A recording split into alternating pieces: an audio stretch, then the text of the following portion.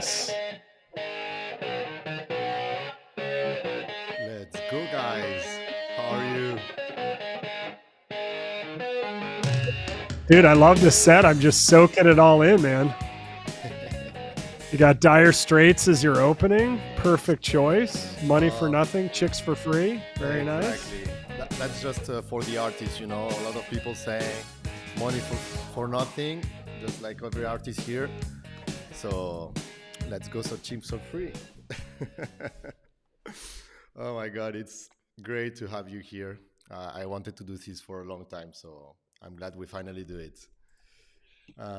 Okay, so everyone, this is the first Vivid show. So we are going to talk about art on Bitcoin, but a lot of other things, of course. I'm here with three of the most amazing people in this space, right? I think Scotch Fox is here, of course. How are you, Scotch? Yeah, I'm doing good. I'm I'm sporting my new on-chain monkey hoodie, just fresh back from Paris. It's probably like directly behind my name, but yeah, no, I'm good. I'm really good. Paris was amazing, but back home, and I'm looking forward to this show. Let's go. And Blue, I couldn't do this without you, of course. The video show master, the one that showed me the way. How are you? I'm good, man. I appreciate it. I had to make myself. I was super teeny, and Scotch is way bigger, so I'm moving my monitor around. Now I get to be like right size. Next time I'm going to come and I'm going to put like a loop on it or some sort of a magnifying glass so I can look super big and be like a giant in the room. But no, man, this set is. We were talking about it with Bass and Scotch before the show. This set is absolutely incredible. I see Ella's art above my head there. I can't wait to find out what those two like floating ones are. Oh, which was that? Not looming. Which one is Yeah, that? looming Those. emotion. You're right. Looming Oh, that is a emotion. looming. Okay, Yeah, dude, these the are rising star of the so. moment. Yeah, you know what? Every artist in your group they're so talented, and you guys are so good at helping them put stuff on chain. But I'm just happy to be here and happy to be here with Scotch and Base Chain because when there's so much garbage on the timeline, and when Base Chain or Scotch or you or when you guys write stuff or post stuff, I know it's going to be good content, and it's ignoring all the noise, muting all the noise, and just focusing on good art and bringing this whole space forward. So thanks for having me on. Of course, of course, of course. You know, as you can see, I'm starting with this, so I still have some problems with the camera. I need to figure that out. I think it's the hoodie because the color is similar to the background, so it doesn't check it well. But yeah, You needed a monkey hoodie, bro. exactly. Well, Scotch Fox asked at the beginning, "Can I wear the Haunted Monkey hoodie?" I was like, "Of course, here we are, all with the family, so you're welcome, On Chain Monkey." By the way, we need to have some people from the On Chain Monkey team in the set. I'll make it personal for you guys. And of course, Base Chain, greatest collector, rising star on X. How are you?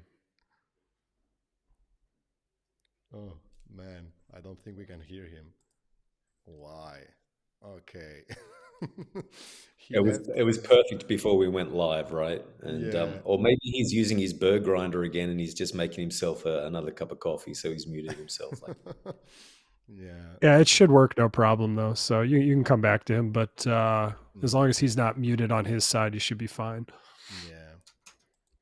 Let me check. Okay. Can you talk? There Can we you? go. There we go. You Okay. had me Perfect. muted. What's up, Yeah, guys? but I just need to remove you here then. Oh my God. rugged. Uh-huh. Rugged. How did I do that? Let's go. Oh my God. Now look how big Gerard is, Blue. He's what's going on? Oh no. Yeah, we knew why he brought us here. He's like, and we Yeah, progressively get smaller as the show goes on. It's like, hey, it's Gerarding Gerard. So this Mhm. is the Vivid Gallery. This is the first show with a new set. The set is incredible, but there's There are definitely some little learning. problems. Uh-huh. Yeah, bass's audio should be fine. Bass, you should be able to unmute yourself too from the screen. But yeah, Jordan, maybe there's Okay. something goofy. Yeah, the thing is that How about now? I have to include him to hear him. Oh no. Oh, can we hear you now? Okay. Yo, can you hear me? Okay, Yeah. perfect. Okay, so you were muted. I thought I had to include you in order to hear you, but no, everything is fine now. Okay, perfect. So you're mute. Okay, now we have Let's go. everyone. What a set, man. Look at this set. Look at this set. Wow. Let's go. Sharing the stage with Blue and Scotch and Captain. We got the crew here. Man, this is awesome. I love to see it. And we're getting a Well, lot of comments too. Gerard, do you know how to throw the comments on the stream? We've got Cyber C, we got Uh-huh. Stoic Killa, we got Barrett, we got Mr. Wagme, we got Loco Minds from Aeons. We got all sorts of people commenting. Let's So go. if Yeah, you I could can see throw that. those comments on the screen, all right, throw That's them on there. next Add to level. broadcast. That's next level for me. I'll do it next time. Oh my god, All right. I can't play enough with my camera. It's crazy. With you it works, Well, and with for me it doesn't work. But yeah, that's not a problem. So yeah, guys, the idea was to have you for the first Vivid show. It just felt symbolic, and we wanted to talk about art on Bitcoin. At first, I saw this post from Base Chain that talked about what was more important for artists, the concept. We talked a little bit about it yesterday on Stephen Moore's Spaces, and for the collectors, the community. I wanted to jump on this and to see what are your thoughts. Do you agree with Base Chain thoughts?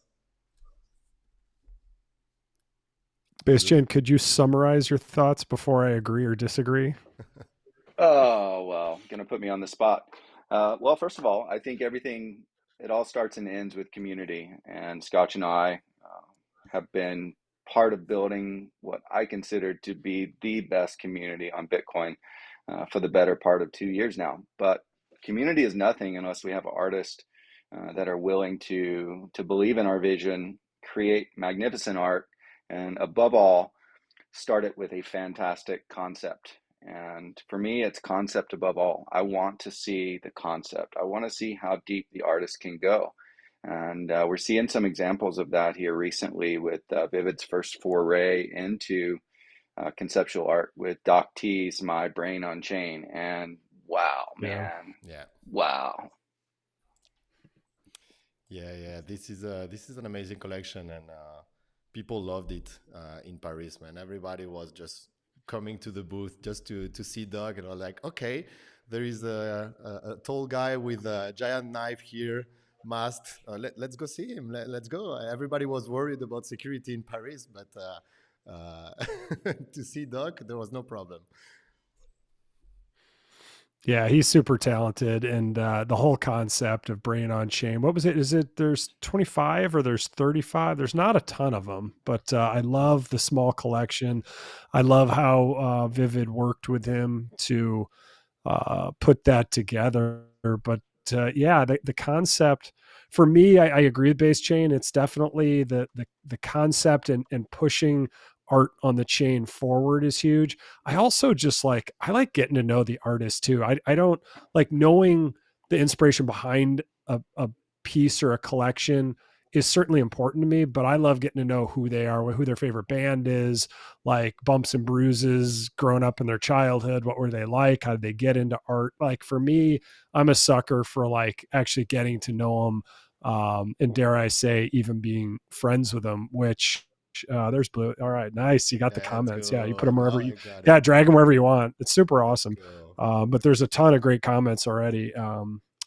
But yeah, I think just yeah, being a part of a community and yeah, you and Base Chain and Scotch have done such a great job, and obviously Vivid and fostering ordinals and the code for it. It's been an incredible ride, and it allows me to tune out again so much of the kind of BS PFP collections that are just like all the money extraction runes and PFP collections out there. There's just so much good art. It's like I can't even keep up half the time. Yeah, it is hard, No, man. it's true, really. And for Doc T, a little bit of background about how I came to know Doc T. A few of us are in another community, and that's how I discovered Doc and his art. And I've had some great conversations with him, mostly through text and nothing face to face, or not a lot of voice other than what he's done on Spaces. But I like artists that are intelligent. That's the first criteria for me. If you're creating art on Bitcoin, I want to know that there's some substance behind what you're creating. And not only is he intelligent, but a humanitarian. And to see this project come to life, and to see 33 pieces with 25, 30 owners, to see basically, no one bought this project to flip it. We bought it because we wanted a piece of Doc T. We wanted to be part of his journey, and we want to help him build that community because we believe in him. And for me, I need to believe in the artist that I'm supporting. And from the moment I interacted with Doc T and I saw his art, he has a fully on-chain collection on Ethereum L1. That's how I was introduced to him. And when I saw that art, it just hit me. It talked to me. Like so many pieces in that collection, I can point back to things in life that were meaningful for me. And I won't get into that here on this space, but it just really resonated with me. And from that moment on, and combined with his branding, I knew that this guy was special, and he's going to be a force. So my brain on chain, love it, Doc T. Keep it up, man. Yeah, Nice. absolutely. I've got to tell you guys that my brain on chain, the actual physical, caused a little bit of a stir and some concern Oh at the no. airport when I was coming back from Paris. So people just freaked out. I mean, as soon as I walked in there, they're like, "What's this?" And I tried to kind of like explain it to them. They had no idea. They put it through the X-ray machine, and it's just like flagged instantly, and they're like, "No." And then they wanted to open up, and I'm like, "Whoa, whoa, whoa! Be careful! Right? This is my very important piece of art, to me." So like that heightened concerns even more because I'm like, "Whoa, Yeah. whoa, whoa! Don't just go Yeah. opening it, and And so they're like, "Whoa, what's going on?" But yeah, it was pretty interesting actually. But they had to open it up. They had to take out the floppy disk drive, and the lady was like, "What is it?" And I'd had to try to explain, and Oh then my God. she had to go over and show the guy at the X-ray machine. Like she had to explain it to him. It was pretty funny actually, but yeah, But you got it it, got home. right? It got home in one piece. Oh Um, my God, but perfect. but Thank God you absolutely, yeah. weren't with Doc. Imagine Doc was there. I'm sorry, but direct I to think we prison. probably both would have ended up in some, Parisian prison somewhere. That's for But sure. anyway, it was pretty epic actually, and just that whole experience, like Base Chain is saying, of sort of like knowing this artist on Ethereum previously, and pretty proud to say that Base Chain and myself had a big hand in connecting Doc with Vivid, and so to see this release actually come through, and it's Vivid's first conceptual art as well. So that's a huge move in the right direction, I think, and just another tick in the book for Vivid, which is just brilliant, amazing. And so the first day, can I just, sorry guys, I'm sort of taking over here, but for the first day at NFT Paris, I was working the on-chain monkey booth, and helping to Traitor. to He told me I'm gonna be working at the Vivid booth all day at Onchain Monkey booth.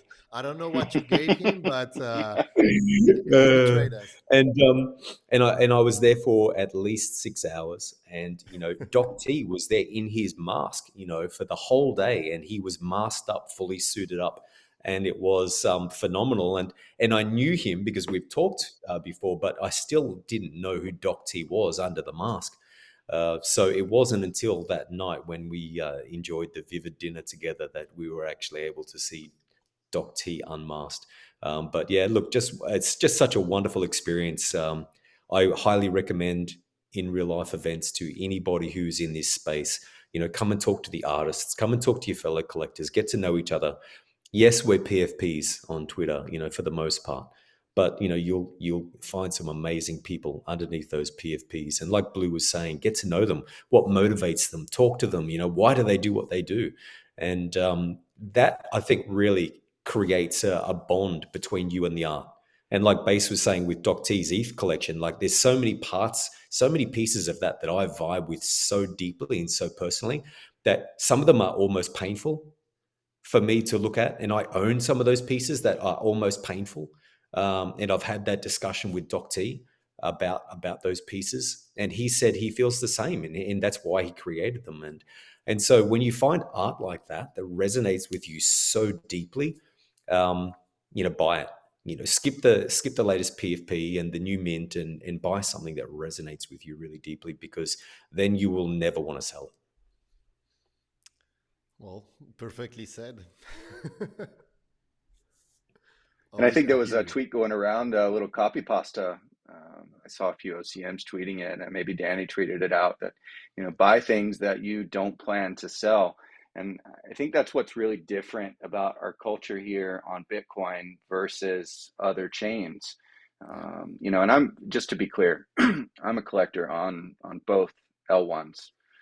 I do like to focus on fully on-chain art on Ethereum, but especially on Bitcoin, I think it's important. Permanence matters, and I've always taken that approach. When I find something, I'm buying it, and I'm not looking to flip my art. And that's the difference with the collectors that we have on Bitcoin today versus on other chains, where the art has just really been hyper financialized. People buy it, people list it, people sell it, someone else buys Yeah. it. It just goes on and on and on. And then we're talking about the floor price, we're talking about who paid what, and it's just like, man, come on, this is art on Bitcoin. We don't sell our Bitcoin. Why do you think we're going to sell our art on Bitcoin? So I think when Ethereum collectors especially start playing around on the mother chain and collecting art on the mother chain, especially fine art, I think they're going to find that the culture here is a just like it is with Bitcoin. It's a hodl culture. We have this art because we want to hold on to it, not because we want to flip it to the next guy. And I think when the dust settles and more people come to Bitcoin and they look for PFPs that they can vibe with from a community standpoint, you've got large collections, 10K collections. There's plenty of room for new holders. But when they start getting into the art and they start looking for the fine art, and they're going to run into my brain on chain with 33 pieces. They're going to run into Vortex with a little over 100 pieces. They're going to find some of Harto's early art, the golden ratio, a little bit larger, 420 pieces. But the collectors here are holders. So eventually there's going to be a run on this art, and there's just not going to be enough of it for everyone to get what they want. Yeah. By the way, I'd just love to hear how the. Oh, go ahead, Drew. yeah, no. Quickly, parenthesis. Have you recognized that this is your golden ratio, Scotch Fox? I did. I mean, as soon as I saw it, it's a monochrome, red piece. Of So the course. blood palette. So Exactly. yeah, that I recognized that pretty quickly. So Yeah. yeah, I just wanted to Thank make you. sure. And It's a shout out to brilliant. this amazing work, like the artist behind this set. Thank God he's here. It's just beautiful. I think that a lot of people are gonna like it. I hope so. Blue, what do you want to say? Sorry. Oh no, they're gonna love this. I mean, this set is so incredible. It's so perfect for Vivid and what Vivid portrays. But I'd be curious to learn more. I know Base and Scotch Fox have been friends for a while.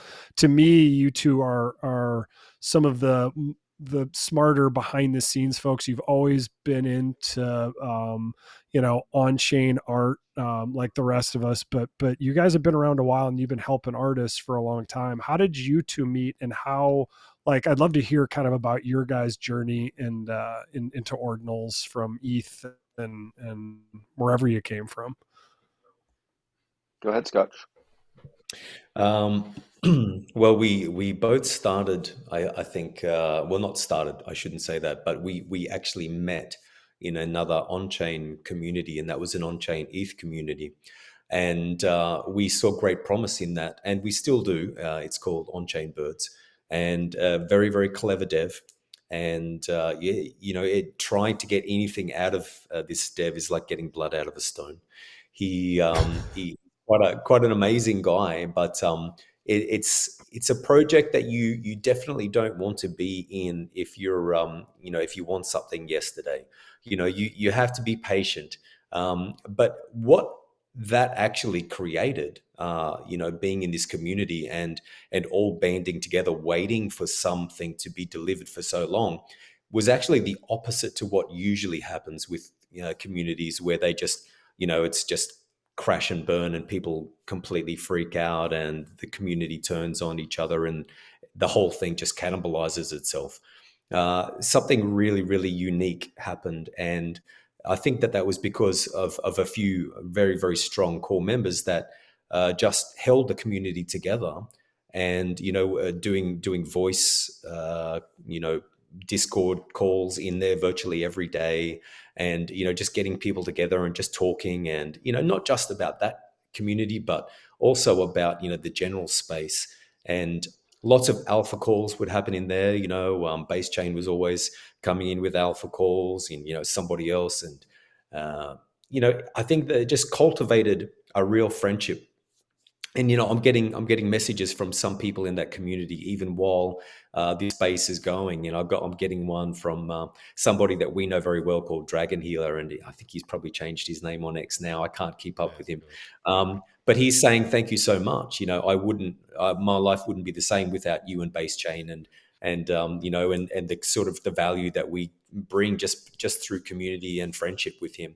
And so when you get that sort of a response from a community, and it's not even your community, you're just a member, it really highlights the need to be somebody who is very, I think, very positive, and somebody who's there for other people, and somebody who is really interested in other people. And that really crosses over to artists as well. And Base is extremely interested in artists, and he really wants them to do really well. He really wants them to do things correctly, as do I. And so when you see and get to work alongside an artist, or maybe give them some tips about how they can do this or that, and to try to, whether it's connecting with a community or whether it's improving the way that they're going to be delivering their art. One thing would obviously be moved from Ethereum to Bitcoin. That's an easy one for us. It's a no-brainer. But helping an artist who has perhaps worked on Ethereum for years sort of see why and how, and then also connecting them with the people that can make that happen is very valuable. You want to add anything there, Base?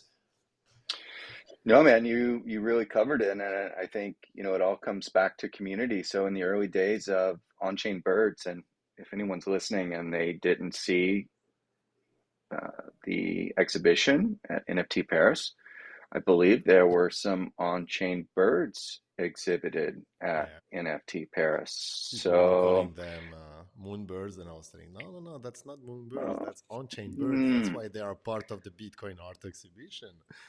Right. well, I mean, it sounds like some alpha there to me, but I would just point everyone to an inscription around the 151K mark, where all 10,000 on-chain birds are inscribed on Bitcoin on one Satoshi. It is a proper collection, and the first 10K CC0 collection on Bitcoin. Right. And that's where our community was formed. That's where the on-chain lovers gathered day one. And that's how a lot of us were introduced to Bitcoin and art on Bitcoin. And I remember Harto is an on-chain bird, and I remember when he was starting his Sats project. No one knew Mm. about Sats. No one cared about Sats because no one knew about Bitcoin. But our community really came together and got behind Harto, got behind his vision for art on Bitcoin. And even to this day, like a lot of us that are part of the Vivid community, kind of came from on-chain birds. And yeah, we're still waiting for a few things, but guess what? We're all there. We still GM every single day, and there's no FUD. Well, I won't say that. Um, but yeah, we're a positive community, and we want to uplift artists. We want them to inscribe the right way. Provenance matters, and I think if we could all bring an artist that has a deep vision and deep concept to Bitcoin, just one of us, then we're all doing our part, and that's what I've tried to do. I've tried to build relationships with artists. I've tried to guide them, best practices. You know, it's really the simple things, and it's really gratifying to see it all come together. And now everyone else is seeing what we saw, Scotch, 2 years ago. Yeah, and Bitcoin just fixes so many of the problems that NFTs generally have, right? And I was chatting to people at the booth. On-chain Monkey and Vivid being so close together was just perfect because people would come and ask, and they'd be like, what is this? What do you do? And you'd have a little bit of a chance to explain to them, and most people understood what NFTs were, absolutely, but not everybody understood the importance of that artwork being securely on chain and uncensorable and immutable and all of those good things.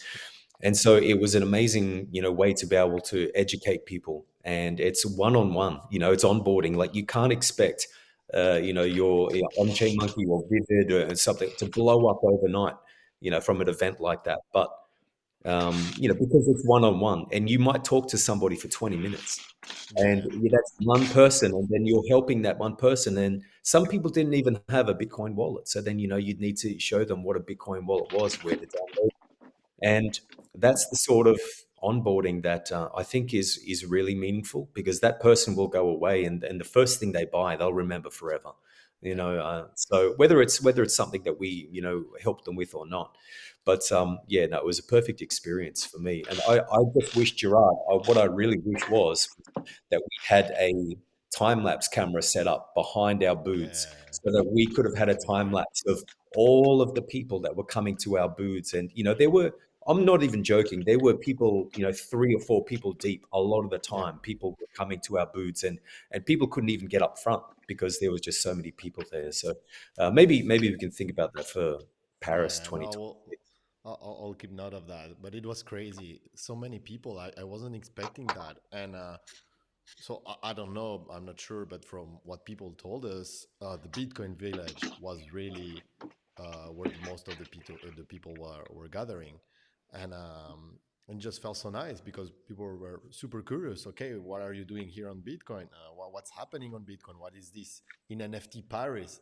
And then we started talking about ordinals, and somehow it just resonated differently to them. They were like a lot of people were talking about all these artworks that were linked to to a server, and some collectors lost them.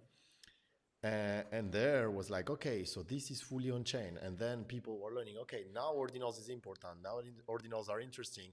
When at first it was just for people, that collected art on Ethereum or other, was like, okay, just another blockchain where I can collect NFTs. But no, somehow it just felt different. So that was cool. But yes, so many people. We got this little QR code for this giveaway that we were doing, and I had like 500 people completing it. And you know how I love forms; they are not that short. So the fact that 500 person completed the forms was really impressive to me. Wow. Yeah. No, it's a big deal. Well, on my timeline, that's all I saw was ordinals. I didn't see, I don't know. I mean, did anybody else participate in NFT Paris? Because I didn't see it. I just saw Neither did On-Chain I. Monkey and Vivid everywhere. Neither did I, mate. And I don't think Gerard did either. I don't think that we got out from behind our booths for basically the 2 whole days. I did not even do a full circuit of the NFT pavilion, because I Same thing. basically went from the booths where we were to the bathroom and back. And one Exactly. time, one time, Gerard and I went and got a coffee, which was down the other end, but that was it. We just got a coffee, went straight back to the booths. So I've got absolutely no idea what else happened Yeah. at NFT Paris. We were Yeah. just locked in, helping people, Yeah, which I was saw a awesome. lot of pictures about the main conference. I was like, where is this? is this really at the same place? Because I don't know where it is. But yeah, it was crazy. I really had fun, and maybe we can already announce that we are all going to be in Las Vegas, and we're going to have some fun. It's going to be great, right? Let's Let's go. go. Yeah, yeah, Yeah, yeah. That's sounds gonna be good. cool. So if you're going to Las Vegas and you love Carlos Santana, you just contact us and maybe we have a little surprise for you. But yeah, I just want to ask Blue about this community aspect because I know that you have a lot of pieces from Vivid, and I know that you are in the Vivid Discord. Even if you are not that active, you're really trying to get into that, but it doesn't feel maybe you don't have a lot of time to that. It's crazy because when you start having a lot of Discord, it's just impossible to be into that. So how do you approach community, even if you're part of that? How do you see into that? Yeah, I mean, part of me not being always super active in Discord is because when we were in the airport together, you tried to show me how to get the notifications. It worked for a while, so I never get them. So I go into that one chat we're all in, and I'm like, oh, I have 296 unread messages. Well, grab a cup of Yeah, coffee and so just do it. Yeah, I don't know why. Like, I guess having a family for me, I I I guess I connect with more people over X DMs. I try and okay. have one. I try and have one like drug of choice, and that's X. Like they're all fairly addictive and bring you in. But I, just to put it in perspective, I'm sure a lot of you guys are in like 28 different Discords. I just keep pruning because I can't. I don't like getting all those notifications. So I'm in Vivid. I'm in a couple others, and that's it because I just like the second I lose interest in a group, I'm just like I'm out because I want to make sure that I can go into Vivid, I can go into the couple groups, but most of my communication, I guess, happens on X just because I try and keep my life super Well, with the simple. shorts, with the video shows that you do and the shorts, I'm sure that a lot of people message you, just commenting, giving some feedback about what you just said, right? That's community for me. Yeah, I think so. You mean the video, the interviews and stuff like that? Exactly. The interviews and all the clips that you share, I'm sure that a lot of people engage on that and maybe send you DMs. So for me, this is community also, 100%. Yeah, but I connect with a lot of people. Like every person I have on the show, like most of them I talk to all the time. It's like when Base Chain and I did that audio spaces, that kind of one off together a couple of weeks ago. He and I ever since, like we're chatting all the time. So for me, I guess because Discord is obviously way better for bigger groups because you can organize stuff, you can Yeah. pin stuff, you can have the voice channels. Like I totally get it because let's be honest, some of these big Twitter or X like DM groups, like at some point it becomes too big. Like it works, but then it loses that kind of mystique of the smaller one. But I guess for me, it's more like my favorite thing about doing the interviews and doing the show is getting to know people one on one or two on one, and then I kind of know them. I know what makes them tick. They know what makes me tick, and then there's that trust, and then you just kind of build on the friendships from there. So yeah, I'll try to be more active in the Vivid one, but that Discord actually is super important to me because I love what you guys are doing. I love what Scotch and Base Chain have done for artists in the space, but I love what you and Piero and the whole team have done for artists and helping them to bring more on-chain art online because I joked in the thing, and I won't name the collections that I named, but if it weren't for Vivid and if it weren't for guys like Scotch and Base Chain, we would be completely inundated by the PFP and some of these collections that are just like maybe they don't see them as extractive, but I mean, let's be honest, at the end of the day, some of the stuff is just it's not art. It's maybe it's a step above garbage, but 28 steps below art, right? So to me, I love you've that. got to like, and you know what? There's a sense of belonging though. Like I get that there is a space and room for PFP. Like if you just took CryptoPunks, is that art? Is it not? Well, yeah, of course it's art because it started this whole trend of this kind of belonging, and a lot of collections have followed suit, but to me, the longer you're in the space and the more you study on chain, and the less you can ignore it, and the more obviously you walk away from ETH, except for the true on chain stuff, maybe Yeah. like Chain Left, and there's plenty of artists who are fully on chain there, but Felix, when Cypher you, Jude, he was commenting that before. Felix, great work on Ethereum on chain. yeah. Oh, there's so much. Yeah. But for me now, ordinals, because, although I just saw it, wasn't there just a big collection that came out and they had like links to IPFS, which to me, like, no, Yeah, get that out of here. Like, what?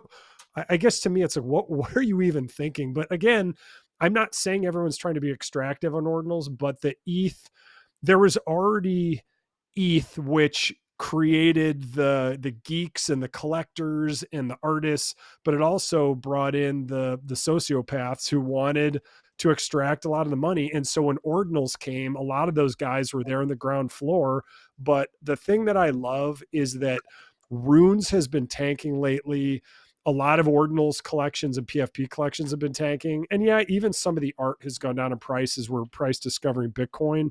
But the community and the friendships that I see forming, they're not based on just NGU technology. They're based on like a love for art. And I think that's going to outlast all this crap, because in 20, 30, 40 years, we can't predict every piece of art that's going to do well versus what's not, but we have a pretty good idea, and we're here on the ground floor and we're building relationships together without it being just about trying to flip on the guy next to you. 100%. 100%.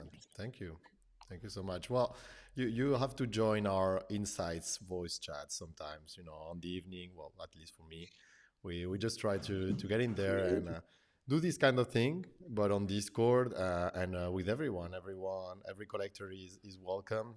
Usually, Base Chain and Scotch Fox just give you some inside tips as the best collectors here in the space.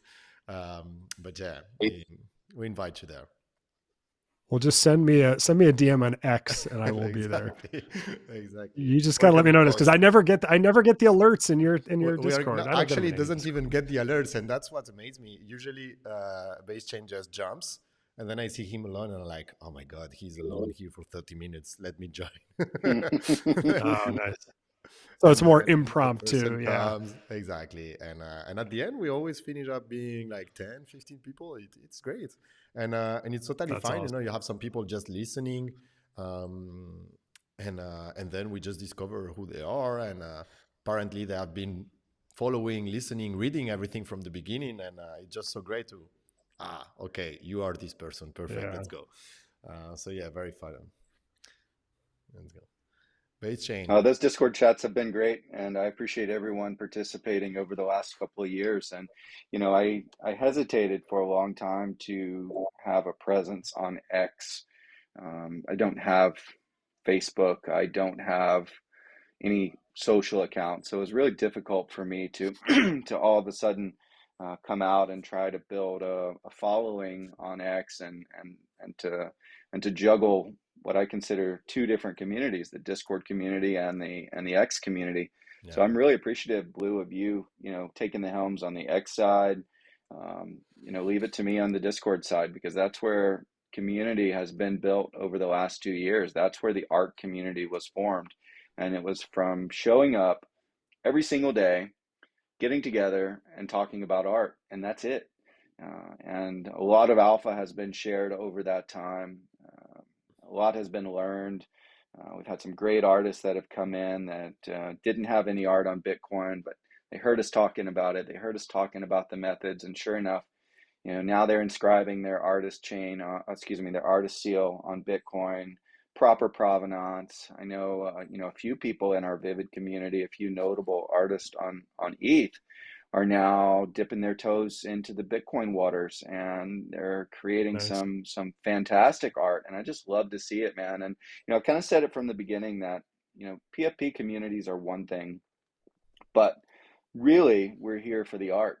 And when the dust settles, there's just very little high quality art that's on Bitcoin right now, compared to dozens, if not hundreds, of of PFP communities that are, frankly ignorant to what's happening around them. So, I would invite everyone that has an interest in art and you want to learn more about provenance, about the tech, come to Vivid.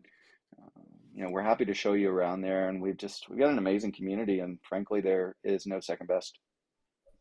That's Is great. it ignorance or do they just not care? I mean, it's probably more the latter, right? I A also lot of think so. people don't come in this space for art. Gerard, you always say it best. It's like there's probably so few of us that just really want to dive deep into kind of the cutting edge, what can be done on Bitcoin. Oh, what new endpoints did Casey add? Like, it seems like there's a ton because it's who we surround ourselves with, but it's not a huge group. I always Yeah. posit that like the PFP collections, it's like that sense of belonging always comes first. And most people, I don't know if they ever care or want to get out of that sense of belonging. I think they want to make money and they want to belong to a group. And that's why it's so hard to speak out against the group in those types of collections. But then a few people learn about on chain and then they just go full hog wild into the art. Mhm. And it's just so rewarding. Like we all want to just drag everyone there, but some people just don't. Some people couldn't give two shits about art, and that's just, I agree. it's fine by me. No, and that's totally fine. By that I mean, I think there are things for everyone. To me, the sad thing about this topic is just when creators, artists, builders, maybe because they don't know how to, or maybe because they didn't take the time, they just give a big part of the supply to these kind of people that don't care, and it just ruins the experience of everybody else. And it's Yeah. super sad. You have some amazing pieces of art out there that are distributed to the wrong people, uh, wrong because they just don't even care. They are going to treat it like another meme coin, and that's sad to me. I think that the solution, well, really relies on access to collecting, and that's when, for example, pieces like My Brain on Chain are a good illustration of that. With only 33 pieces, I have a lot of people interested. I have a lot of people completed the forums, wanted a piece after, that some people shared and maybe they saw the collection on Magic Eden. Oh my God, it sells for zero point 0.5 Bitcoin. Wow, what the fuck? No, it's just somebody random listing. Then they come to me and are like, no, I'm sorry. I would love to give you one, but I can just see what are your objectives. And I think that artists, builders, project founders just need to have a little bit more of this approach, because one thing is not supporting it directly. For example, buying random stuff that just everybody knows it's for extraction. But well, you just play. Okay, maybe I'll double my money in 1 hour. So that's, to me, well, it's supporting it, but also giving access to these kind of people for art. It's very sad. So if you're an artist, think a lot about that. Of course, I know that many artists don't have this problem yet. Just this problem of just finding collectors or finding buyers at first. But once you start Right. having some people there, think about it. Yeah. For me too, like flipping and trading. I know a lot of different art collectors go both ways on this. I'm in the camp that a liquid market, uh, we haven't had a liquid fine art market like this ever, right? Like you can literally buy a multi-thousand or $100,000 piece of art like that. Obviously it's not as liquid as Bitcoin or the underlying ETH itself, but to me, yes, you want to get art in the right hands of holders, but I know PFP collection do this, but I even hear it in some fine art. It's like you should only hold forever. It's like, but situations change, and Yeah. I like to buy and hold for long term if I can, but sometimes situations change. So I think buying, selling, flippers are all a necessary part of a healthy liquid ecosystem, even if it's fine art. 100%, man. We need that. We really do. And, that's probably, part of the issue with the art market on Bitcoin right now. And there's not a lot of volume in these collections. But, the truth is that the people that own these small collections, that they may have multiple. They're just not interested in selling, and I think that's what people from the outside that are coming from other chains just can't grasp, because the art there has been hyper financialized. So, Yeah. I would never sell shame anyone. I would never. Um, I always encourage people to have listings, and without that, then there is no liquidity. But I think Yeah. that essentially we've got two different camps that have formed on Bitcoin right now, and we've got the large camp, which is focused on PFP projects, perhaps not generative. And then we've got a smaller camp, which is 100% focused on the art, with a heavy lean towards fully on-chain generative art. And then we sprinkle in some fantastic concepts like what Doc T has done. So there's room for everything. And, I'm seeing a lot of growth on the art side. So, for instance, there's an artist named Fidelio who recently launched a collection on Bitcoin called Weapons, WPNZ, parent-child provenance, hand-drawn art. And in a very short period of time, I've gained a lot of followers that are common collectors of that art that I've never seen active on art before. And it's a lot of Hmm. the OMB community that, Fidelio rocks an OMB, PFP. And it's a lot of that community that saw what he built, saw his persona. Amazing branding, by the way. If you Yeah. haven't watched one of his branding videos, it's just top notch. Um, I won't compare it to anyone, but he's built a really strong community around his art, and I think more artists should take lessons from that, and really try to build community around that art, because at the end of the day, that's how we grow. We need artists to cultivate their own communities, and from day one, when Harto launched his Genesis ETH collection blocks, that was the thing that that was just different for me, because I'd collected a little bit of art on Ethereum, but it seemed like the artists weren't willing to connect with their collectors. And the first thing Harto did after he minted that out, he opened his Discord and he was there. He showed up every single day and he got to know his collectors. And I saw that as just different.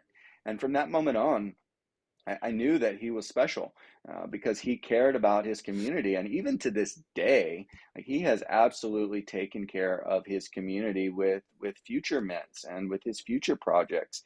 And he shows up. And I think that a lot of folks, they just want to put their art out there and want people to collect it, but they don't want to get to know their collectors. But the collectors, and you said this earlier, Blue, the collectors want to get to know the artist. And I think vice versa for some artists. So, once we can set that in motion, then that's where the magic happens. And I would just invite artists to, to cultivate their communities a little bit more. 100%. I've had that conversation with a lot of different artists on the show, and a lot agree. Actually, some artists are like, I can't, because the art is so personal to them.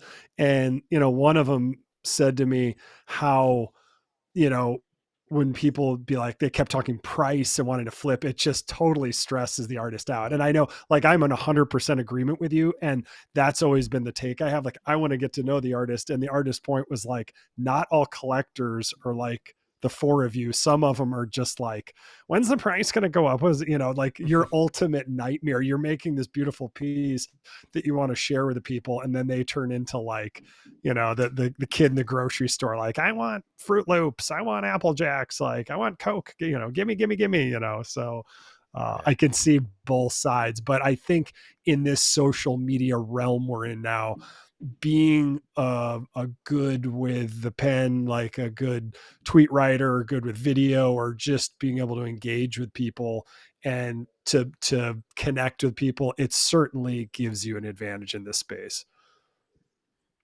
Mm. Guys, we talked a lot about PFPs. What do you think of the new PFP that's coming? Have you seen it? Maybe in your feed? It's incredible. You mean those little wobbly Those, guys, right? Yeah. yeah, exactly. They seem to be observing Bitcoin closely. What do you think of them, Scotch?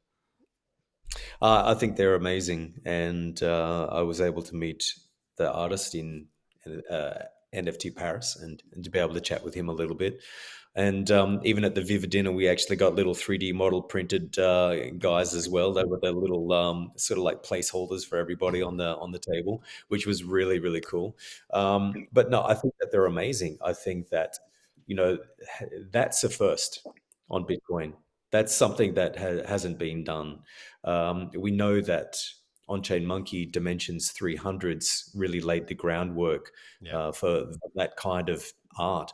And I think that shaderism has really taken, the libraries that Danny has inscribed, with the dimensions, and he's just sort of amplified what is possible, and he's just really taken it to the extreme with these little guys. And if anybody hasn't seen them, make sure you go and check out the Vivid Twitter or X yeah. page, and start following along, because there may be an opportunity for you to be able to mint one of these. But I think they're phenomenal. I love the way that the light bounces off them. I love how having certain ones in the same wallet will activate a certain trait, the laser eye trait. I mean, seriously, very very thoughtful, really really cool, and I think that they're going to do really well. Yeah, man, it was amazing when Shaderism started showing me these. Actually, I remember when we were releasing Looming Emotion, he showed it to me. He's like, yeah, I've seen PFPs. There are some that are great on Ethereum. On Ordinals, it feels like people are also trying, but nobody's doing a high resolution PFP generative art, animated, dynamic, interactive, connected to Bitcoin. Um, and he was just like, I'm going to do it. I was like, okay, let's go. And he started showing me the process, and it was just crazy, man, what you can do. And I think that people don't realize, but here you have an on-chain PFP that's just the highest quality possible. It's rendered on chain on your browser, and you can play with it. And it's gonna cost like $1 per piece to inscribe it. So people are like, "Oh Wow. yeah, I don't do art on Bitcoin because it's so expensive to inscribe it." Like what? It's this collection wasn't possible on Ethereum, and it's a lot cheaper on Ordinals. That's what we want to do, and yeah, so it's gonna be the official PFP for Vivid. We took the decision. It's a great thing. So for those who don't know about it yet, you will see in the next couple of weeks before the mint. What do you think, Blue? You had shaderisms in your show. Do you like it? Are you gonna keep it one? Oh, for sure. Yeah, I think it's super cool. Like I just love how he's pushing the limit and the libraries that are on chain. I think one of the coolest things about ordinals is, obviously putting P5 JS on there like Danny did, and 3JS and so many collections. Like there's almost this communal feel to Bitcoin. Yeah, People are like, I know there was a discussion in one of the chats this morning, like 101s versus like recursive and using all that stuff. But for me, recursive to me, it just it's so apropos to Bitcoin, and it just brings the community together, it brings artists together, and we're not reinventing the wheel. It's like, no, they're not giving you the actual canvas with the finished painting. They're just like they're supplying some paintbrushes and supplying just the tools you need to use however you want to make art. Yeah, so I'm fully for it. And it's interesting too. We've had a lot of conversations recently, like I feel like we all just get bored, and there's just this drama that doesn't need to be there. It's like the biggest thing last week was like free art is so like you should be giving away your art for free. It's like, who says? Like every piece is different. Like, but what does it matter? Some people you can charge $20,000, and if there's a market for it, great. I support you. And if you charge, if you just make it free and you want it out there, you're saying a thank you to your collectors or whatever. There is no wrong answer. It's it's fucking art. Like Plus, it's everybody not needs free. to Like, like, if you're getting it, you're spending time or doing effort to get it. So, free for what? For some people, paying 50 euros, $50 represents way less than to spend, I don't know, 5, 10 minutes yeah, to mint it, and just the way it is. So this is very relative. I agree. And but yeah, I was asking this question because everybody's talking about PFPs, and now Vivid does a PFP. What's happening? What's happening there? The ultimate rug pool? No, no, it's free, and it's amazing. Go check it out. On your on this message that so I also saw this message about, yeah, recursion is not fully on chain art. um, Oh man. when I saw it, I was like, "What is this guy talking that's a about?" whole I show. think that he doesn't understand it. I sent it to Pierrot just to confirm. It's like, "Okay, Pierrot, I don't want to say anything wrong here. What do you think about that?" He just said, "He's just saying some bullshit, man." And maybe he's gonna prepare it. But yeah, I believe these people don't understand how object-based development works, and that's all. We'll see, but I don't understand why every week we need to have a new drama. It's like And I think it comes down to the Dunning Kruger effect a lot as well. you People know know enough to be dangerous, but they think they know far more than what they do. So they know something, they overestimate what they actually do know, and then they become a voice that ends up just being ridiculous, and everybody yeah. looks at them like, yeah, okay, dude. And so I think that there's a lot of that in our space, and it's something that we all have to be careful about. That Dunning Kruger effect. We have to be very careful, no matter what field we start to get into or what we think we want to start learning. We just have to remember that the more we learn, then that the less we know, because the more dive into something, you realize how little you really know in the long run.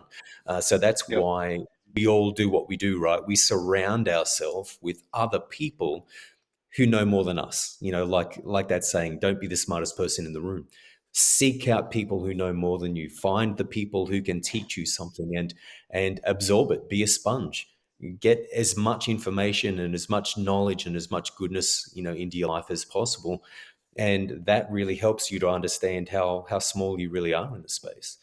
I think that's the perfect way to go about it. Hmm. Base Yeah, and I chain. would also say just keep learning, like it's so easy. Like I would argue that a lot of ETH people haven't come over yet, especially some of the big bag holders. I mean, we've heard 6529, we've heard Hmm. DC Investor and Cosmo Demichi.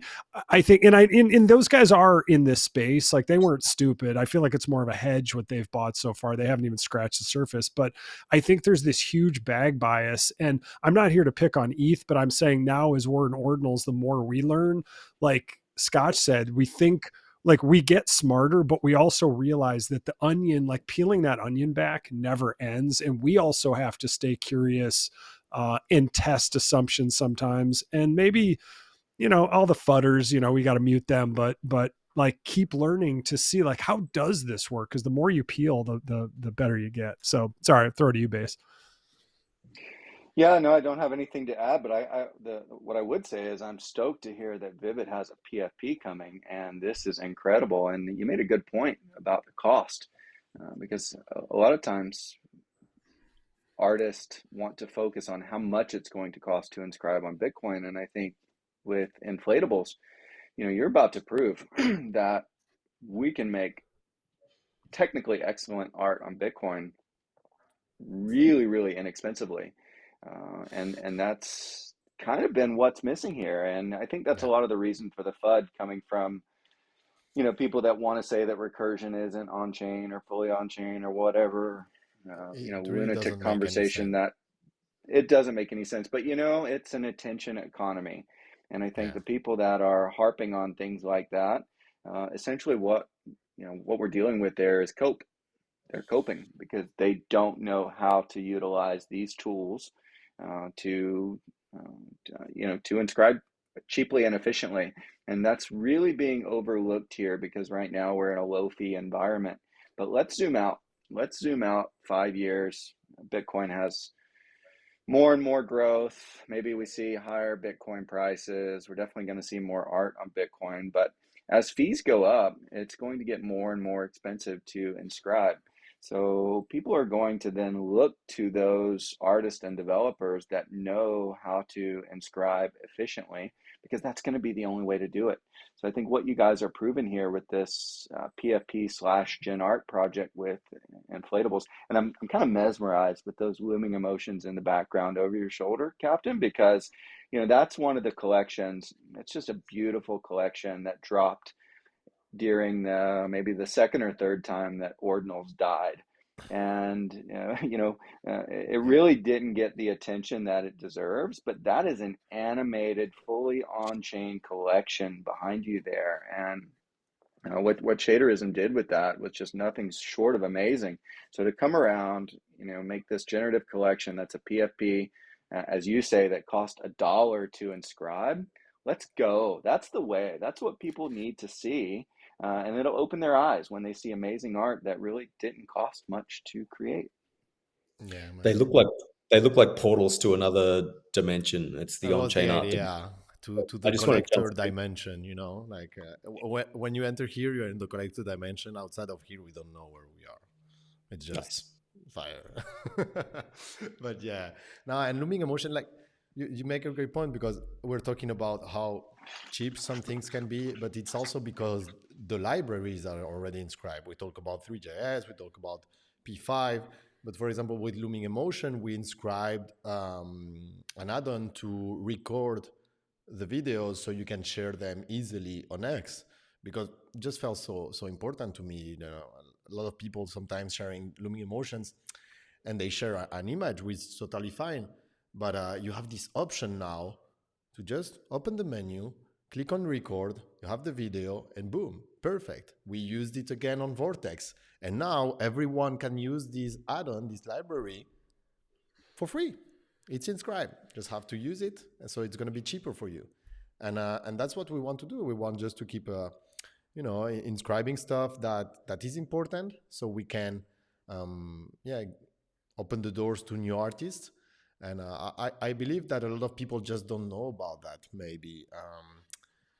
And that's where maybe Casey can help with ordinals.com. I don't know, maybe having a section talking about all the libraries, all the cool stuff that you can use with recursion, because I'm sure that a lot of people may not know about all these libraries, and maybe they want to add a record option on their artwork, and they are going to reinscribe something.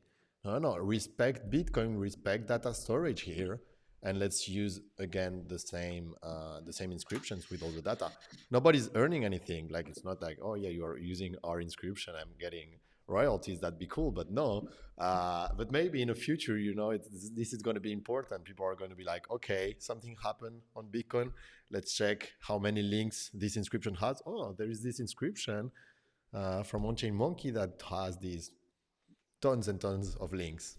Must be important. Let's look for it. So that's very cool. That's very elegant, and we'll see. I don't know how people are going to react to this PFP collection. It's hard. I was talking earlier about giving access to the collectors, and we're trying to give the whitelist to good communities, or at least communities that we can trust, and it's hard, but we're trying, and we will see if people really take the time to check out the content, check all the functionalities. Of course, not everybody will do that, but I hope that some people will do and talk on X, and then realize, oh my God, okay, I'm meeting something because it was for free, and I wanted to get some benefit out of it. And now I realize that there is a lot more. So I think that's the good funnel. People need to go through, and maybe this will be their first collecting experience. I'm getting something for free. I was about to sell it for 50 euros, and then I realized that that it's way better than I was expecting. So I'm gonna just keep it in my vault. Boom, first collecting experience. Let's go. Let's come to Vivid now, and here are all the other beautiful collections that you can just discover. It's a beautiful thing, man. I love to see it. And it's all about education. And I think when you put a collection out like this, you get it into the hands of the right people the people that are willing to dive into it, the people that are willing to click the menu, see the possibilities. They're going to tell their friends. Sooner or later, someone's going to tell an artist, and then an artist is going to figure out that, hey, wait a second, I've got some really cool ideas that I had no idea how to inscribe, and it's gonna get their brain spinning, and they're gonna wonder what they can do on Bitcoin, and that's what I want to see. I want to see innovative art on Bitcoin. I hate to say it, but I'm really tired of seeing PNGs just inscribed. Let's get more creative here. And ideally, with these inflatables and building an art focused community around the inflatables and the tech, I think we're going to spread that word, and that's what we need to see. And those dimensions, people are sleeping on dimensions, man. But in my opinion, in the future, like the most valuable inscriptions on Bitcoin, independent of low inscription numbers, independent of rare sats, but the most valuable inscriptions on Bitcoins will be the ones that are referenced the most. Simple as that. And look at the gen art that's on Bitcoin that references those dimensions libraries. It's just like, wow, this art would not exist without these libraries fully on chain. And then 2 years, 5 years from now, you've got hundreds of gen art projects, thousands of gen art projects, and guess what?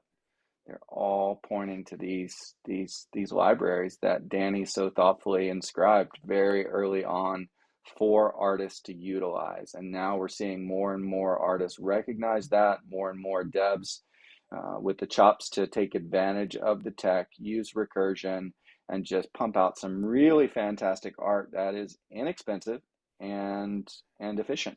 And that's the key. Well How said. many dimensions libraries are there?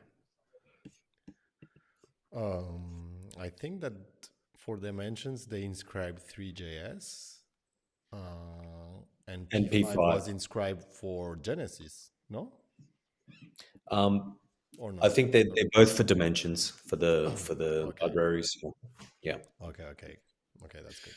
Yeah. But Well, as far as I know, over 500 collections have already referenced those code libraries. So mhm. it's Wow. pretty, yeah, it's pretty It's epic. So amazing. as you say, Base, imagine in the coming years, 2, 3, 4, 5 years time, imagine how many will have referenced those Yeah. dimensions. Well, other Uh, people inscribe other versions of P5. For example, I know that LIFO inscribe also one that's like updated, or I'm not sure exactly. I don't want to say anything wrong. But yeah, all those people are, to me, are like it's the saviors of ordinals. Are like helping everyone. You inscribe something, people use it. It's just so beautiful, and you don't know who it is. Isn't that decentralization of art? That's so cool. That's just super cool. hmm, It is, and, Well, and it's for me, built. it all comes back to this. Sorry, Blue, but No, you you're mentioned good. LIFO and the tools that he's put out there, Yeah. and what a community this guy has built. Like he's a great example of if you build it, they will come. And I don't want to speak for Scotch, but that's when we got into on-chain birds, and watch what that dev built on Ethereum fully on chain. That's when it just clicked for me. Is okay, bet on the builders. And I think that's maybe one of the fundamental differences between Ethereum community and Bitcoin community, because for Ethereum NFTs, like on-chain art has existed on ETH for years. You got autoglyphs, you got terraforms, you got chain runners, but fully on chain was never the cultural narrative on Ethereum. It was an option. And I think the difference with Ethereum and Bitcoin is ordinals made fully on chain art the standard, whereas the ETH community treated it as an edge case. And permanence matters again. And when you're inscribing on Bitcoin, it does feel like you're inscribing on a more permanent canvas. You're carving it into a digital stone. Mhm. Whereas on Ethereum with art that's not fully on chain, there, maybe it feels like more of a you're publishing it in a dynamic system that could change and has changed and has disappeared. So, that feeling matters, I think. And, people, artists especially, they want to inscribe their legacy. They don't want to just mint an asset. And that's why I think we're seeing so many artists realize that, hey, this is not just a fad. Bitcoin is here to stay. And I think in 3 years, we're going to look back and, maybe ask the question, why didn't we just do this to begin with? Why didn't we just put art on Bitcoin to begin with? So, I applaud the builders. I bet on the builders. LIFO's just got a fantastic community, so many tools. I've been fortunate to join that community recently, and that's who Same we need to thing. rally around, the people that are building these tools. Mm. You also joined recently. I also got a wizard a few days ago. So Oh, you got a wizard too? yeah. It Let's was about time. go. It's Let's so funny. go. I'm in the market for one, and I was waiting till it went to like 0.12, and then they got gobbled up. So that was you guys. So I'm definitely gonna get one too. Now it's so cool, and people like FIFO and there's just they've created so many great tools, and they're supportive. And I know utility can be a word thrown around and bastardized in this space, but in this case, like it's full on utility. It's worth every penny. Hmm. Yeah, and it's funny you mentioned that because today, I don't know if anyone listening knows, perhaps they do, but we wanted to kind of demonstrate that, and LIFO's tools were used to inscribe a collection onto Bitcoin. It's called BT Chunks. If you guys have seen the chunks running around, so chunks are a base collection that Marca and Backseats built, minted 83,000 pieces. But the tech behind this collection is just second to none, and it gets discounted because of that hyper financialization that exists on ETH and Base. But these guys built it up, and we were trying to figure out how do we honor the builders? What do we do? So what did we do? Well, we minted a collection fully on chain on Ethereum, and it minted this morning. There's 99 BT chunks, and immediately upon mint out, that collection was inscribed on Bitcoin with multi-parents, one of which is a sub 10K ordinal, the other of which is the artist sub 100K ordinal. We utilize parent-child provenance, and we are going to teleburn that collection to Bitcoin. And it was really, really, really inexpensive to do. So to deploy the collection on ETH at current gas, I think it cost around $35. And then once it minted out, then the inscription cost around $15 to fully inscribe this collection on one Satoshi, and we're going to distribute it. And this is how we build. There are tools out there to make the democratization of art on Bitcoin easy. We need to see more of these tools, and we need to see people demonstrating the use of these things. So, get your feet wet, experiment, and let's see what we can build. So that's pretty cool. So basically the chunks, they're starting on Ethereum. I know I saw text this morning. People are gonna like bridge it over to Base and stuff, but eventually, like right now, you have already inscribed all of them, all 99 on one sat, and then eventually all chunks holders will move their chunk over to ordinals, and you're going to pass that sat around so it can be a child of that multi-use sat. Well, it won't. It doesn't exactly work that way. So the collection is fully inscribed on Bitcoin on one Satoshi. An example would be how On-Chain Monkey inscribed their entire collection, 20,219, and then they distributed children from that parent collection, and the same thing is going to happen here. So essentially, the mint happened on Ethereum. We all know liquidity is on Ethereum. And once it fully minted out, we inscribed an HTML file to serve as the parent, and collectors on Ethereum today essentially own the art on Bitcoin as well. So it's a cross-chain collection. So in the coming days, weeks, perhaps month, we anticipate on inscribing all the children, and then the collectors that own the art on Ethereum will be able to use something in the ordinal protocol called Teleburn, which uh, sadly not enough people are taking advantage of, and they will be able to send their Ethereum token to this designated Teleburn address, and then in return receive their BT chunk on Bitcoin.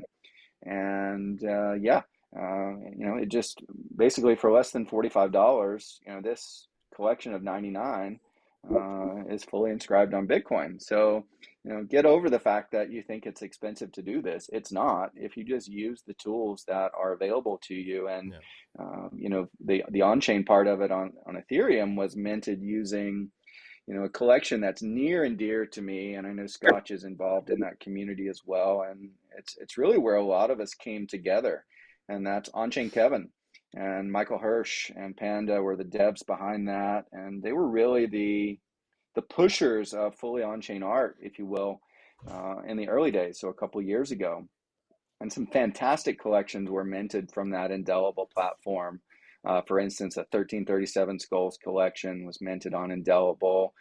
King Punk Apes Genesis collection on Ethereum. The Punk Ape Yacht Club was minted on the Indelible platform.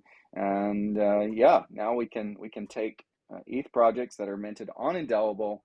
Once they're minted out, create an HTML file, give that to the artist. The artist can upload that HTML file as a parent inscription. All the code is there, full parent-child provenance, and then we distribute those ordinals to ETH collectors down the road. It's just utilizing the tools that are available to us, and I think that all comes with education in the space, which is really what's been missing because the community is so fragmented. But once we can bring some attention to these tools and show how we've utilized them, I think more and more people will bring their art to Bitcoin, which is what we need. I Great love the initiative. Teleburn aspect of this for Yeah. sure. Yeah, it's a great initiative. And I think it's going to help a lot of people because, as you said at the beginning, not a lot of people have a Bitcoin wallet at first. And okay, just minting something on ETH and I'm very happy. And then I say, yeah, no, but this is on Bitcoin actually. come Teleburn it. It's going to And be funny. teleburning is quite satisfying too, I will say. I mean, it'd be cool if there was more of a UI. Like I had a bunch of Azuki and I have some sub 5K. I was going to work with a dev and create a whole hangman where, basically like maybe raise money for charity. Once it got to a certain amount, like the rope would be cut in the gallows. The ETH guy would die, go up as a little spirit, and then it's inscribed teleburned over to Bitcoin. So there's so many cool things you could do with that. But I love the concept that it existed on old chain just to show people and get attention to teleburn. I think it's so cool. Yeah, 100%. Some people will never want to cross over though, Blue. Interestingly, on this exact topic, I got to hang out with a very, very cool guy, Frank, in Paris. And Frank was the one that was responsible for wrapping the V1 CryptoPunks because, as you probably know, when the CryptoPunks were released, by Lava Labs, they weren't actually tradable because there was a glitch in the code, and so there was a big kind of a freak out. What do we do? They ended up releasing the V2 punks and airdropping everybody who owned a V1 punk a V2. But then the community basically took over the V1 punks and said, okay, well, let's do something here. Let's do something with this. And so Frank was the one that was responsible for wrapping those V1 punks to make them tradable again. And we were chatting and drinking scotch in Paris, and he owns an on-chain monkey, Genesis. And I said, Frank, have you teleburned your Genesis over to Bitcoin yet? And he said, nope. And he said, I don't think I'm going to. And I'm like, come on, like, why not? And he said, well, I feel like I've got the V1, the Genesis collection. And even though that's where the team's putting their focus on Bitcoin, I kind of feel like I'm going to have the original, so even if they do get, Bitcoin, and art on Bitcoin, maybe there's still something that's going to be holding them back. And so, we won't get everybody, but I'm going to be making a tweet about that very, very soon about Frank. So let's see if we can get as many people on Frank's back as possible on my tweet, and we'll see if we can get him across to Bitcoin. Frank's a legend, man. He is a legend. And a lovely guy, lovely, lovely guy. We spent probably about 3 hours that night chatting. We started at one event, and I pulled out my very lovely bottle of single malt, and we stood there and we drank that. We let everybody else drink the beer and the wine and the whatever else the event had, and we sat in the corner or stood in the corner, and we were sipping nice whiskey, and then we moved on to another pub, and we just sat and chatted for hours. And Lars was there as well. Lars from Tiny Vikings, who's a legend. I really love Dude, Lars. Lars, man. Lars is a builder. He's And, a legend, man. Scotch, I hate to interrupt your flow, bro, but man, No, I man, think do it. people are sleeping on these Vikings, man. This guy airdropped 20,000 Vikings, parent-child provenance. I mean, and, Agreed. and and the things that he's gone on to do, like Yeah. wow, that's another example of a builder that, sad to say, people are fading Lars, and this guy is building. 100%. Tiny Records, which he's working on at the moment, and people being able to inscribe music on Bitcoin, and they're doing some really, really cool stuff. Holding a Viking or 5, or 10 or 20 is not a bad idea. They're really, really inexpensive at the moment. And so the three of us, we just sat around and we just chatted ordinals, NFTs, and the state of the market all night, and we just had a blast. It was absolutely amazing. So that was a 2 a.m. night that I did not expect. And that was after the events. That was on the 15th. So we were still going, still doing our thing, even after the official event had closed. We're all still getting together and helping to onboard people as well. So it's really cool.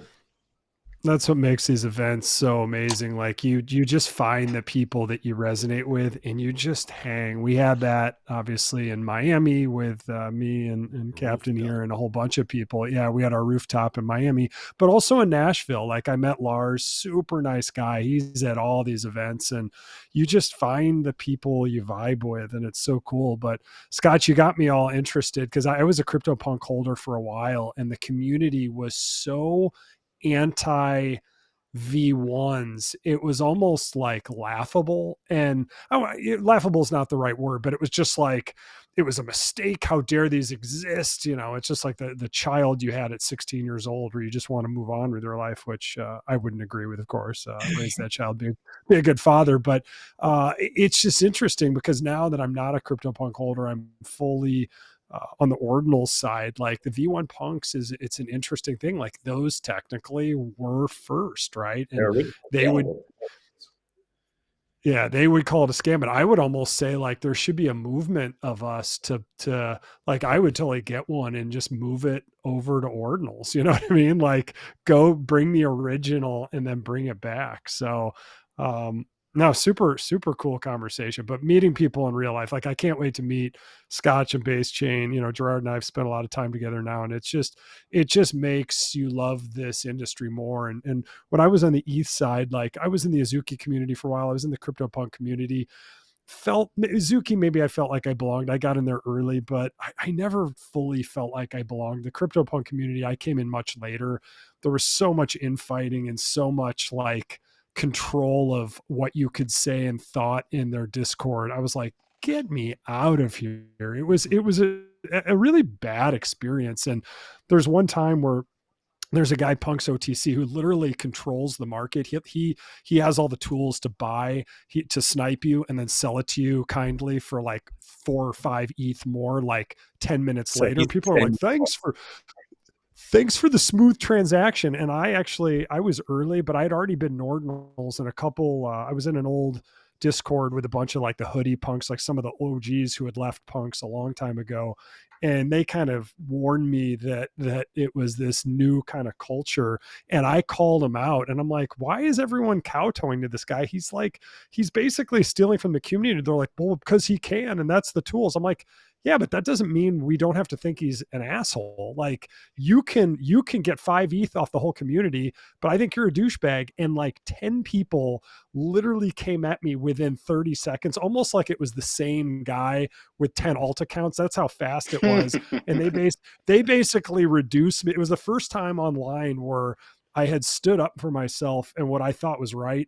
And I just got like reduced to like, you're a Muppet, you're a loser, like you shouldn't be a punk, like OTC is the most OG. And I'm like, get me. And I'd already been in ordinals, for a while. I'm like, get me the fuck out of here. This isn't my home. Uh, uh, and I love CryptoPunks. I love them from an old aesthetic, but that was to me so extractive from its own community that I couldn't stand it. So sorry, you just triggered a whole bunch of thoughts, but now I'm like V1 punks. Like, let's bring them over to ordinals. Like, let's bring them home.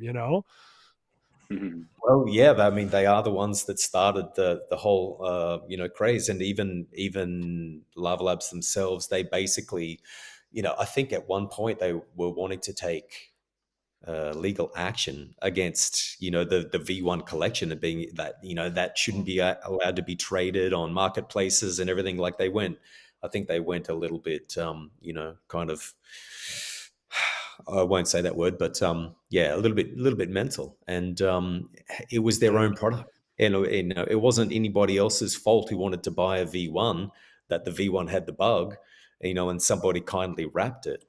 That was all community initiative. People coming in and picking something up because it wasn't done correctly and saying, "Hey, let's do this. We love these things. These are the OGs." And I think that sort of a community initiative should be applauded. It certainly shouldn't be looked at with any kind of hostility. So, well, anyway, it's a weird space sometimes. Mm. It is, and I think people got hostile because it threatens the legitimacy of your bags, especially if V1 matches your V2 and your whole persona and your cultural and group relevance stems from that V2.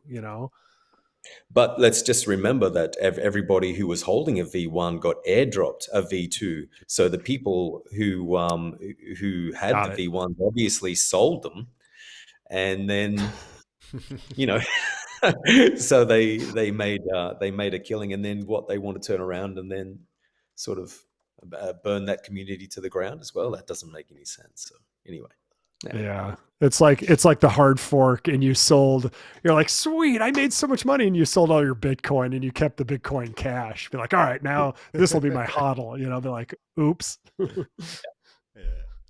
This sort of Anyway, it was good experience times. really makes you think about being very careful with everything you do. I've received so many messages lately, like 3-4 people telling me, "Oh yeah, you are Vivid is one of the last projects that I'm staying in ordinals because it's just so toxic, etc., etc." Like, guys, we need to be very careful because like these kind of reactions for me, it's just super weird. How is it possible that we are not taking care of the people that are here from the beginning? Like, we are so early, only 2 years. Um, we can't we can't allow this to happen. And yeah, I think that some people sometimes don't think about uh, No. the long term. Yeah, in general. It's Exactly. hard. Like, I struggle a lot with it's so hard to ignore the noise, and I mute as many people as I can, I think are extractive, but sometimes you want to just like, especially these people with huge followings, like you said, Gerard, who are so extractive, and it's the ones that the people pay the most attention to. But I know the answer at the end of the day is probably just like, keep your head down, keep finding the people that you resonate with, because these bonds, in my opinion, are far stronger than that extractive model, because the extractive model can't last. Like, at some point Exactly. you either That have to can run for last. the hills. Yeah, but You it need to can't. But confront those then too, people also. That's also the problem. Like, a lot of people are afraid of confronting their actions because, oh, I don't know, it's this very popular founder, artist, whatever. and he has done something, that maybe you just don't like or you don't think it's right, and you are just censoring yourself like, that's crazy. On Bitcoin ecosystem, we are building art on Bitcoin. Want to be we are all against censorship, and we all end up censoring ourselves because of a centralized platform is telling you that this guy has X thousand, It's so true. followers, and that's crazy. And I felt that when I was also, organizing everything for Paris. First for the dinner, I opened the dinner and I'm like, okay, let's go. We're gonna do an artist and collector dinner. Who wants to join? And I created this Luma event, and then I got these random people just applying for it, and I'm like, okay, great. What are you a collector of the gallery? It's like, yeah, I think I've got like 2 or 3 pieces. And like, oh, that's great. Which collections? And then like, oh no, maybe I think it was another collection. Sorry, I don't have any pieces at the end. Yeah. And like, okay, but then what you're trying to come is like, yeah, well, I've got followers. Yeah, okay, but this is an artist and collector dinner. And one part of me felt afraid, like, no, it's going to be so hard to say no to those people. No, I just want to invite people that I care about and that I love. And I think that also are going to be a good addition to that dinner. Otherwise, I'm just not doing the dinner. What's the point, And Right. so this was the first time when I felt that way. Like, okay, let's try to confront those people. It's okay, and it can be for everyone. And also, when some people do something that we should have expected in a different way, well, let's also try to confront them. And I actually think that if those people are real and honest, they will appreciate it. It's like, okay, I'm when you start having a lot of popularity and a lot of people following you, etc. It's I think it's hard to keep managing everything, and sometimes just your team or whatever do something that wasn't right, and you don't even know about it. And if nobody tells you about it, then you just don't know. So yeah, I think it's important. And Studio Payman, which I really love meeting there in Paris, he has said that he loved the dinner, and thank you, Payman. But yeah, I think that we need to confront these people and to start talking about it, because what will happen? Okay, oh no, we can open a real conversation. I'm not telling about fudding, like all those people are doing, but just saying, okay, why did you do this like that? Was it on purpose? Should we move differently? And with all this on-chain thing, for me, it's a topic. And I'm going to talk about it. Like, for example, I met Leo Caillard in Paris, and I already met him in Miami, and he seems to be a wonderful person, seriously. And I don't understand yet. I need to talk with him about that, but I don't understand why stones are not fully on chain and what Yeah. happened there with the piñata. And I'm sure that he doesn't even know about that. Why? Because I know that he's an artist. He has been working on this together, and he's like, okay, I'm doing this stuff on ordinals, and I just got a team that is going to work for me and create this. And of course, I'm sure that he's not the one inscribing it. So maybe he just Right. doesn't know. But for me, that's super important, because it's like killing ordinals, guys. We need to talk about it and to make sure that the community is like, okay, no, this is the standard. We all agree that this is how we should do it, and let's keep to it. And everybody that doesn't follow that person, let try to educate them why it is important. Yeah, that was really disappointing. The fact, like, why would you, for something that is default on chain, why would you why would you like try and make things off Yeah. chain? It's almost like you'd have to go out of your way. I mean, yeah, I think you're right, Leo. Great artist, a great sculptor, but like, yeah, it definitely seems like maybe the team that inscribed weren't either the best at it or just didn't took shortcuts or something. But that Yeah. was a disappointment. But I don't know. I'd be curious to hear from Yeah. Scotch and Base, like, because I hear what you're saying, Gerard, and I battle with this every day. Like, there's so many people I want to call out. There's so many people who are extractive from this, but then it's like you spend your energy there instead of just hanging with each other, Yeah. drinking scotch till 2 in the morning and just vibing, sitting on the roof deck in Miami. Like every day I battle with it. It's like the devil and angel are on each shoulder. But some of these big collections, like if we confront them, are they really going to give a shit, or are we just giving them more attention? And I don't know the answer. I'm truly torn. Yeah. Well, just before giving it to Scotch and Base Chain, the thing is, I don't think it's good to start creating drama on X, etc. But just talking Right. about it's like just saying it. If maybe I'm wrong, maybe we're wrong, whatever. But I believe that a lot of people don't don't talk about some things just because, oh yeah, it's about someone that has a lot of followers that's very popular. Guys, it's okay. They will understand if they are normal people, and that's very important, because otherwise you're also blocking self-criticism. It's like, oh yeah, everybody's telling me that everything that I'm doing is great. Why? Because everybody's just trying to get some attention from me, and maybe you know uh, they are going to post about this popular person just to get some reactions on X, etc. Well, I get it, but I also think that we are all here to learn. It's the beginning of this thing. Let's just try to build on the best foundation ever. 100%, man. And I hate to talk about someone's efforts or to denigrate what someone has done, but that it just didn't make any sense to me why they went about it this way. I don't know. So maybe the artist doesn't know, and I'm sure. I think that's probably most likely. But what's really unfortunate is that the collectors don't know. Yeah, And I think that's, yeah, I mean, we got to start there. You have to know what you're buying. And I think that's been really what's missing from Ordinal's ecosystem from day one, is just educating people on the protocol. And you've got people that just have no idea.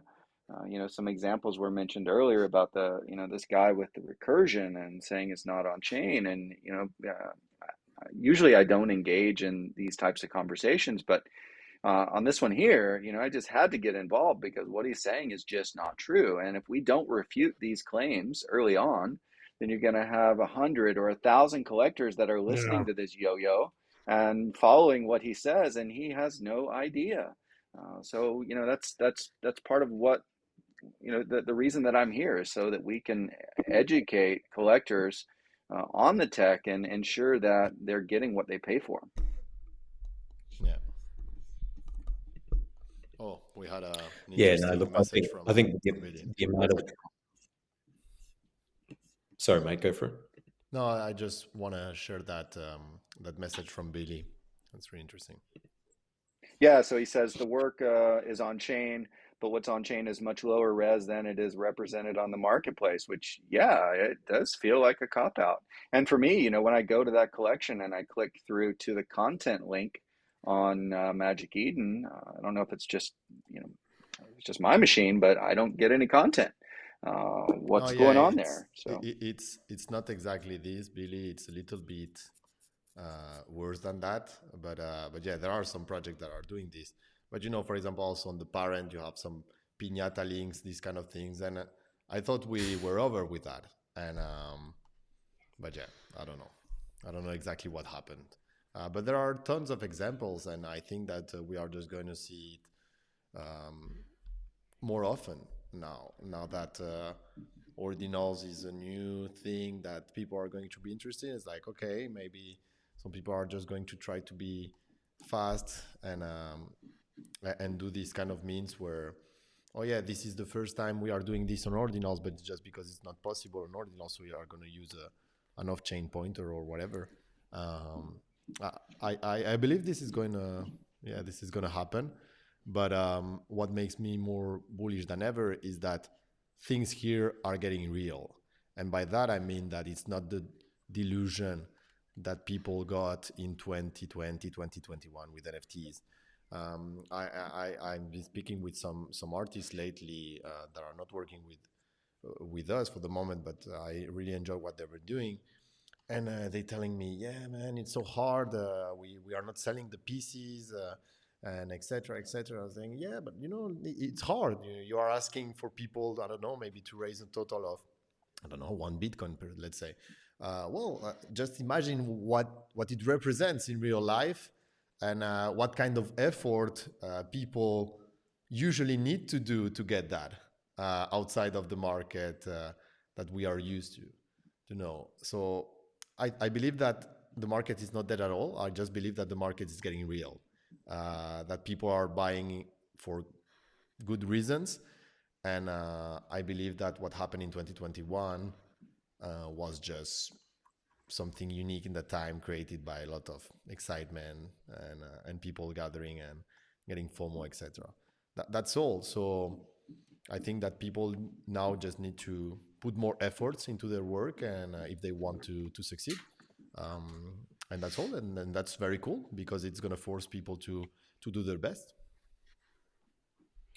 Yeah, absolutely. And Gerard, I think that this is where Vivid and also, the Ashura marketplace, with On-Chain Monkey, they can really help to bring quality artists with really quality work to ordinals, and they can help them to inscribe in the not just the most efficient way, but the most beautiful and technical way possible. And I think, yeah, I really feel bad, for Leo, because yeah, I've met him as well. And, Billy said he is an amazing person, and he really is. He cares Yeah. so deeply. He's so passionate about what he Yeah. does. He will not be happy, with that result. I'm absolutely sure. I've met Leo in London at Ordinals London, and it was nice meeting Billy Resty as well in Paris. I didn't get a chance to sort of hang and chat, but I'm sure that we will at another event. But yeah, I think that this really highlights, the amazing job that Vivid and On-Chain Monkey does with bringing artists to Bitcoin and actually helping them to be able to put their work on chain. And and then it's going to be right. Like, I've got absolutely no doubts. I can buy whatever Vivid's putting out, and I've got I don't have to look behind the curtain to see what's gone on. Same with On-Chain Monkey. So we have this rune called Art Goes to the Moon. Really cool. Do you want it? Full ape now. But no, interestingly, going back to Lars from Tiny Viking, they've actually got a tool for holders that you can actually put in any ordinal collection address, and it will deconstruct and show you exactly how those ordinals were actually That's awesome. inscribed and built, which is really cool. It's like an ordinal probe, basically. You put the contract address in there, and it sort of spits out a bit of how this was built, and so that's pretty cool. And even though that might appeal to us and might appeal to a few people that are listening to this, it won't appeal to everybody, and a lot of people won't know what they're looking at as well. And I'm not a tech guy either. I snap into white noise mode as soon as people start getting into the technicals, because I'm not a tech guy. My brain just starts going shh, and I just take that as just a great excuse to go and get myself a drink or something like that. But anyway, hey guys, You didn't answer about the runes. I didn't realize Good I was supposed to. politician. Yeah. No, but at the end of the day, I think that this kind of discussion is important. Just opening it, and yeah, well, we'll see. I respect everything that people do here, as long as they are being honest and transparent.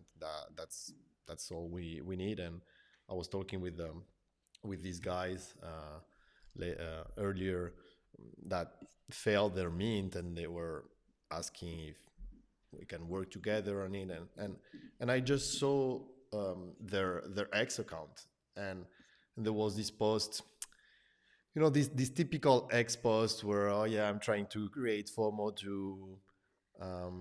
to excite people, when what's happening is not the same. They were not getting a lot of sales. It's like, guys, just be transparent. Like, people are going to appreciate that in the long run, and that's the problem. When I know that these guys are really honest and transparent people, but we are so used to these kind of things on X and well, in Web3 in general, just drive me crazy, guys. Yeah. Okay, you're not getting any sales. Don't try to create the FOMO there with that, because first people can check that, and secondly, you're gonna have the problem later, and it's going to be bigger. So just say, okay, guys, it's not happening very well. Even if we got a lot of people interested, let's just talk about it. Let's just ask questions. You were interested. Why didn't you collect this piece of art? Okay, these reasons. Oh, then you end up with 20 reasons. Well, guess what? You just got 20 things that you need to improve. And then, bam, you try back. You try again. And I hope that more people are going to act that way. I really do. I really believe that what we are building here in Ordinals can be different if we try acting like this. I really hope so. I think so, because the tighter our bonds become, the more people eventually find it. Like you can't. I think the hardest thing is we can't lead a horse to water, and we want to be like, guys, like look, don't you see what we see? But I think they will come. We have to take the high road on the timeline, and more people will come, and we'll form our core groups, and those will continue, I think, to expand as more and more people come into this space. I'm surprised it hasn't gotten bigger faster, but for me, it's never been a 1, 2, 3 year game. It's always been like a 20, 30, 40 year game that could possibly outlive me, if not beyond. It's the first time that immortality of ideas has been introduced, like true immortality of ideas. All we need is like a couple miners to be going somewhere and at least hitting the satellite that's up there if everything goes to hell in a handbasket on Earth. Like, and we've still got our art, and it's gonna someone at some point is gonna go through all this, and they're not gonna care who the influencers were of the time. Maybe it'll be an interesting footnote, but what the coolest art was and artists, I think, will be the most important piece. Hmm. Well, uh, Nobody Scotch. will remember us, but they will remember, the Cyberseas, and the Danny Yangs and the Hartos, and but that's perfect, right? Because that's what you want. You want the art to live on. It's got nothing to do with, who bought what, collector this, whatever. It's about the art, and that's how it should be. And as we all are, we're so interested in the art. I think that these sorts of platforms, that you do with your show, Blue, and that Vivid is going to be starting to do with this one as well. Like, can anybody tell me how many people are actually actively in this space right now? Like, can you see the count, Gerard? Actively, I don't know exactly, but I know that 700 people, 700 different people join at least. Yep. Okay. Right. It's a good Well, I number. mean, I Good think number for video for sure. it's really valuable. It's great for us to be able to get together and to talk about things that we find uh, either concerning or exciting and promising in the space.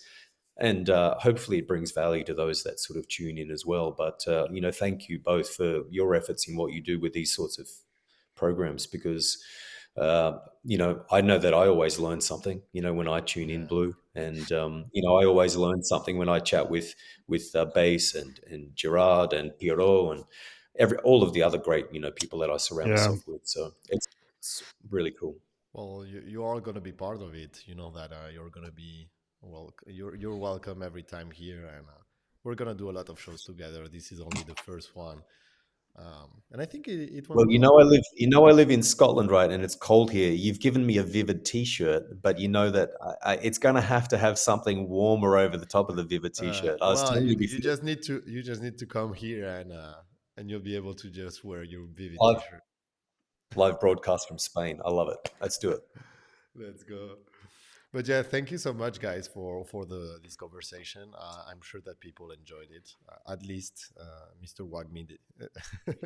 That's, oh yeah, Thomas is also Wagner's a here. legend. Love that guy. Yeah. No, I think it went well, and a lot of great stuff. I hope that people will listen to or watch the recording, and we'll keep continue doing these shows. Maybe I think that in 2 days we'll have shaderisms to talk again about inflatables.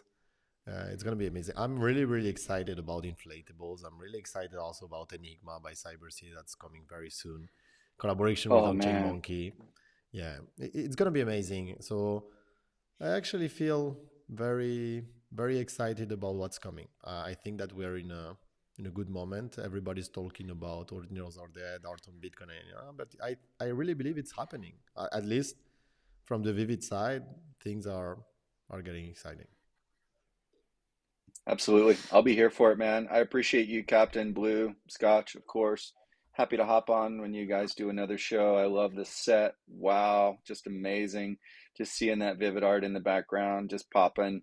Again, there is no second best. If you're into art and you're into art on Bitcoin, come to Vivid, join our community, get involved, and let's go.